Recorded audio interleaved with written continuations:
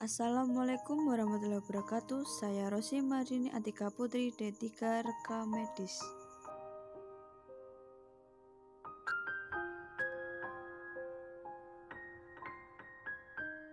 Sistem pencernaan pada manusia.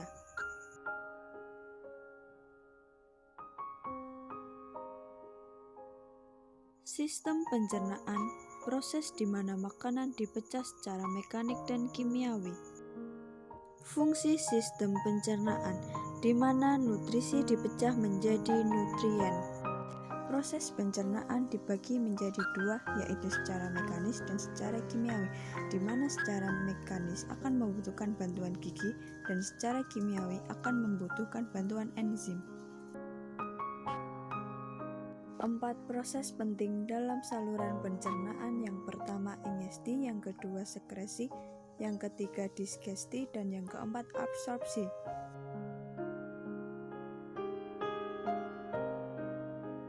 Saluran bagian atas: mulut, paring, esofagus, dan lambung.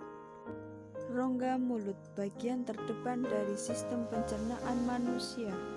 Lidah berfungsi untuk mengaduk makanan dan sebagai indera pengecap atau perasa. Gigi berfungsi untuk menggigit, mengunyah, dan mencabik makanan. Terdiri dari 3 bagian. Yang pertama mahkota gigi, akar gusi, leher gigi. Paring, saluran yang panjangnya kurang lebih 12 cm sebagai tempat jalannya udara dan makanan. Mekanisme menelan.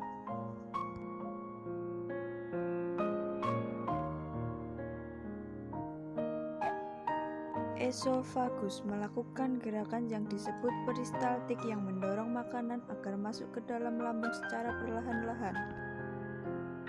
Lambung atau gaster, kantong penampung makanan di mana makanan dicerna dan diserap sari-sarinya, di mana di sini akan terjadi proses kimiawi.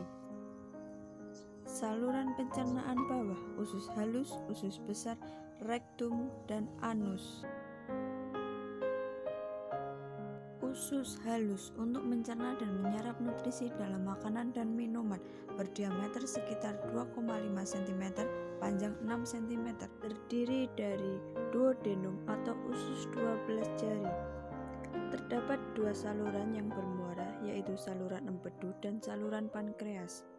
Duodenum atau usus kosong, tempat pencernaan makanan terakhir sebelum sari makanan diserap. Ilium atau usus penyerapan, terdapat jonjot-jonjot usus yang disebut villi, berfungsi sebagai daerah penyerapan usus sehingga sari makanan diserap lebih banyak. Zat yang diserap yaitu glukosa, asam amino, vitamin, mineral, protein, dan sebagainya. Hati atau hepar dan empedu. Fungsi hati sangat penting dalam metabolisme, detoksifikasi, pencernaan. Fungsi empedu hasilkan lemak, menyerap dan menyimpan vitamin A, D, menjaga kestabilan gula darah. Pankreas menghasilkan enzim pencernaan atau fungsi eksokrin. Sekresi cairan biokarbonat bersifat basa, memiliki sekretin, kolestoginin. Appendix atau usus buntu, panjangnya kurang lebih 18 cm, mengandung banyak jaringan limfa. Usus besar berfungsi untuk menyerap air dalam feses. Terdiri dari kolon ascendens, transversum, descendens, sigmoid yang berbentuk S. Rektum, panjang kurang lebih 12 cm. Defekasi, masuknya makanan ke dalam rektum menstimulir keinginan defekasi. Anus berfungsi sebagai jalur terakhir pembuangan fesis dengan melalui defekasi, saluran terakhir dari proses pencernaan pada manusia. Bagaimana proses sistem pencernaan itu? Dengarkan baik-baik ya, bagaimana proses sistem pencernaan itu. Saya akan menjelaskan secara singkatnya. Di mana makanan akan masuk ke mulut dan melalui proses pengunyahan agar menjadi halus. Disinilah terjadinya proses pencernaan secara mekanik. Setelah makanan halus, maka makanan akan diteruskan melalui faring dan esofagus. Di esofagus sendiri akan terjadi gerakan peristaltik di mana makanan akan didorong menuju lambung secara perlahan-lahan. Setelah makanan masuk ke lambung, akan terjadi proses penyerapan dan pencernaan makanan.